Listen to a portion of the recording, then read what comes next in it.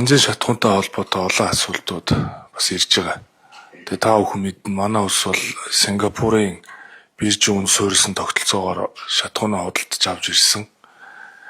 Энэ зах зээлийн зарчмаараа харьцангуй доктортой үр ашигтай механизм байсаар ирсэн боловч өнөөдөр энэ дэлхийд дахинд үүсэж байгаа геополитикийн нөхцөл байдлаас шалтгаалаад урд өмнө байгаагүй юм хүн сорилтуудтай бол тулгарч байгаа.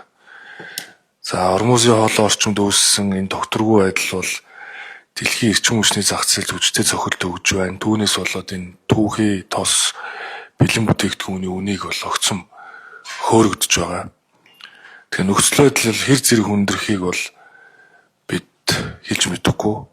Өнгөрсөн 4-р сард 3-р сараас 2 дахин өндөр үнээр буюу дизель төлөв шиг тонн тутмыг нь $1400 худалдаа авч байсан бол эх 5-р сарын үн $1700 хүрэхээр ийм төлөвтэй байна. Өөрөөр хэлбэл за 1 литр дизель төлш 1 сарын өмнө $3200 байсан бол өнөөдөр $4400 болж бараг $1200 нэмэгдсэн байна. Тэгэхээр өглөө болгоно кабинет дээр одоо энэ үнийг хаах хэрэгтэй.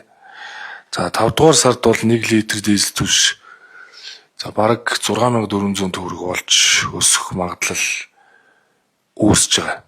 Тийм ч учраас засгийн газрын зүгээс нөгөө галийн албан татврын 5%-ийг тэглэх гээд ихний арга хэмжээнүүдийг бол авсан, их хурлд өргөн мэдүүлж ажилласан.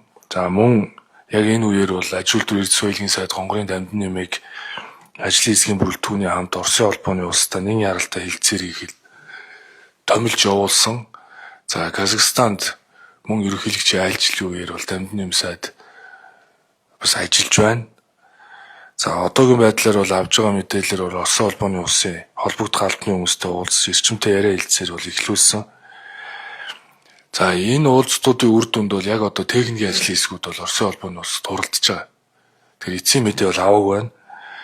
Дамжин сайдыг шатхууны нийлүүлэлтийн тасралтгүй байдлыг хангах үнийн өсөлтийг боломжит хэмжээнд барихын тулд үр ашигтай хэлэлцээр хийгээд ирнэ гэдэгт бол итгэлтэй байгаа. Тэгээ техникийн ажлын хэсгийн за үр дүнг бол эцэслэн ерөнхий сайдын хувьд бол Оросын холбооны улсын ерөнхий сайдад албан цагтл хөргүүлсэн холбогдох албаны хүмүүст бол тухайлан бол цагтлыг хөргүүл саналуудаа бол тодорхой илэрхийлсэн. Тэгээ сайн үр дүн гарна гэсэн ийм одоо хүлээлттэй байгаа. Тэгээ техникийн нөхцөл энэ уулзалтууд хийгдсэний дараа бодиттой мэдээллийг дамжин нэм сайд ирэхээр танилцуулж одоо холбогдох арга хэмжээнүүдийг авна. Энэ шатхууны үнээс одоо шалтгаалаад энэ хөдөө аж ахуй салбар болоод бусад салбаруудад шууд одоо мэдээж нөлөөлнө. Тийм учраас одоо шатны арга хэмжээнүүдийг засгийн газар авч ажиллаж байгаа гэдгийг та бүхэн одоо мэдээллийн зарчмаар дуулгая. Тэгээд энэ мэдээж холбогдох салбаруудад энэ шатхууны үн бол шууд нөлөөлж байгаа. Тэр үүн дээр одоо салбар болгон богино хугацаанд авч хэрэгжүүлэх арга хэмжээгээ боловсруулж одоо танилцуулах хэрэгтэй гэдгийг хэлье.